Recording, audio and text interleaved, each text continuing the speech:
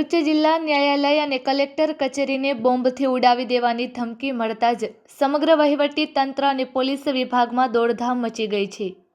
Liberation tiger of Tamil ઇલમના નામે મળેલા ધમકીભર્યા મેલ બાદ સાવચેતીના ભાગરૂપે વકીલો, અરજદારો અને કર્મચારીઓને તાત્કાલિક સંકુલની બહાર કાઢી સુરક્ષિત સ્થળે ખસેડવામાં આવ્યા છે. ઘટનાની વિગત મુજબ ગુજરાત હાઈકોર્ટ સહિત રાજ્યની 6 કોર્ટને એક જ પેટર્નથી RDXથી ઉડાવી દેવાની ધમકી આપતો મેલ મળ્યો હતો.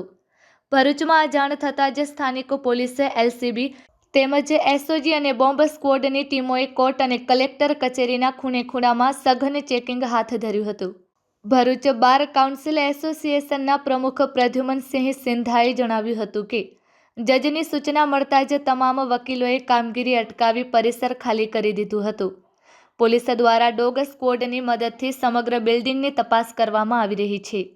એક તરફ સુરક્ષા એજન્સીઓ સ્થિતિને કાબૂમાં લેવા મથામણ કરી રહી છે, તો બીજી તરફ આ ધમકીભર્યા મેલ પાછળ કોનું ભેજું છે તે જાણવા સાયબર ક્રાઇમની ટીમ પણ સક્રિય થઈ છે.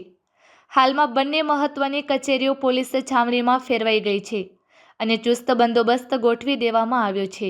તો સવારે 11 વાગે ADM બ્રાન્ચમાં કોઈ અજાણ્યા ઈસમ દ્વારા એવો મેલ કરવામાં આવ્યો છે કે સમગ્ર ભરૂચ બિલ્ડિંગને બોમ્બથી ઉડાડી મૂકવામાં આવશે તેવી સૂચના અમોને તથા અમારી ટીમને મળતા અમે બધાએ ભેગા મળીને સમગ્ર કોર્ટ બિલ્ડિંગ ખાલી કરાવી દીધું છે અને દરેક પક્ષકાર અને વકીલ મિત્રોને સૂચના આપેલી છે કે જ્યાં સુધી પ્રશાસનની કોઈ આગવી સૂચના ન આવે ત્યાં સુધી કોઈ કોર્ટ બિલ્ડિંગમાં પ્રવેશ કરવો નહીં.